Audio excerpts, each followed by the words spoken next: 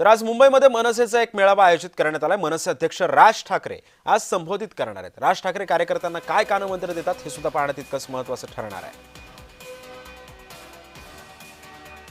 या संदर्भात अधिक माहिती जाणून घेऊयात माझे सहकारी मनोज दाळकर कडून। मनोज, आज किती वाजता साधारण या मेळाव्याला सुरुवात होणार आहे आणि राज ठाकरे काय कानमंत्र देऊ शकतात कार्यकर्त्यांना? महानगरपालिकेच्या नियोजित तोंडावर आज मनसेचा मेळावा आयोजित करण्यात आलेला आहे। मनसे अध्यक्ष राज ठाकरे यांच्या प्रमुख उपस्थितीमध्ये हा मेळावा पार पडणार आहे।